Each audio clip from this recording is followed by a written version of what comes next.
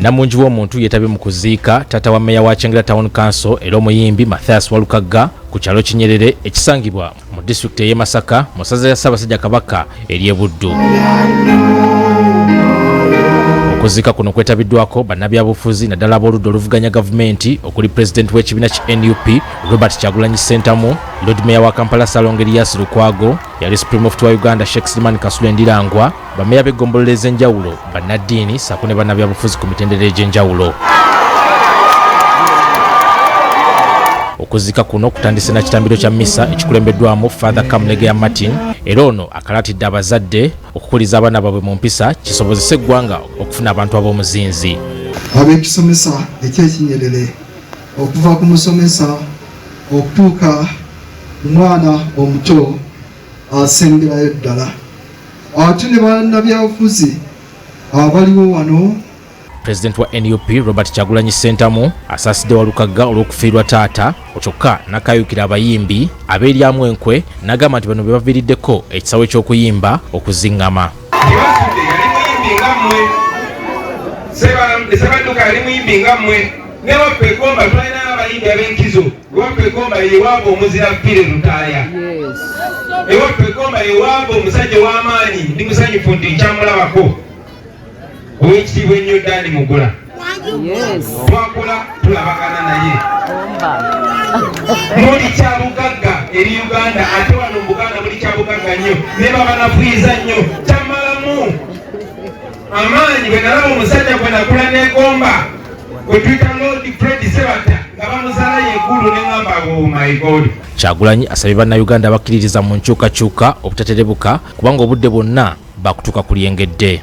Omuli wammwe tokkiriza nga muntu yenna kunafuya okati bwensonyi okwogera nti oli Muganda nze mbagamba nti ndi Muganda ne mbagamba kale nkola kyonkola. Tebasalawo okubeera Muganda wakwatibwa bukwatibwa mukisa naye otulya nnyo okubakyayisa ki temuli nti otyana okwogera nti oli Muganda n'abaana bammwe naddala b'obuwala ate okwogera nti nze Namakula nze Nantongo ekyo bakibataddemu buli wayogera nti ndi Muganda nga bagamba oli musosoze.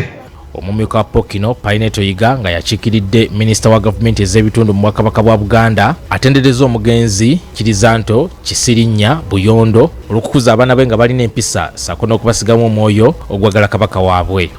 N'okwagala kabaka wamu n'Obuganda tujja kumusaasira nnyo naye katusabe Katonda tujja kumusalirwa nnyo naye katusabe Katonda amuwe ekiwumulo eky'emirembe ate namwe abasigaddewo abakuume kutusinze nnyo ayi beene twakuumye bubi.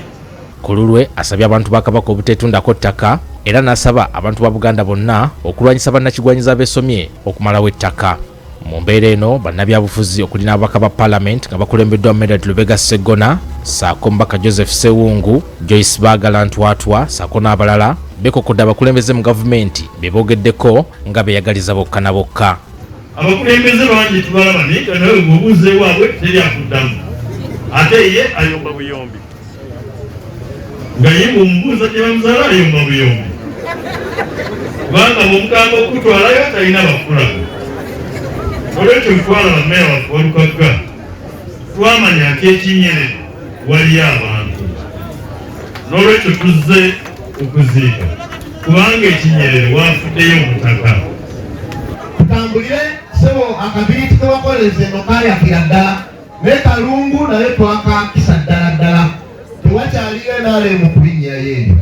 Oyo munywanyi wange nnyo nfanfe era emirundi mingi gyonna ng'abeererawo mu loodi okuviira ddala bwe neesimbawo mu 2011 mpuliddeyo agamba ng'oluddewo naye ate ono yansanga nga nva mu P7. Ku lwa bannakatemba n'abayimbi nga bakulembeddwa mu Miisa Kisemakula basabye abantu okugenda mu maaso n'okwagira bannabitone mu nteekateeka zonna ze bakola. Kubanga ne yali yeekwese mu kitanda kati ekiri atabaala kyamusanzeeyo. Oba wali weekwese nga weebuzaabuza ng'ogamba siraba eddakiika erozikiriza naawe okola ki? Nti asobodde okumpa nange nembeera nga nsobola okumulabako ate ne mujjanjabako nekiteekamu amaanyi gange Mukama n'akola ki? N'agaana nnwanye kyokka mu kuziika kuno wabaddewo katemba atali musasulire abayimbi okubadde Catherine Kusaasira ne Mayanja Ibra amanyiddwa nga Big Eye abakungubazi bwe babakozeko effujjo ne batuuka n'okubagoba mu Lumbe.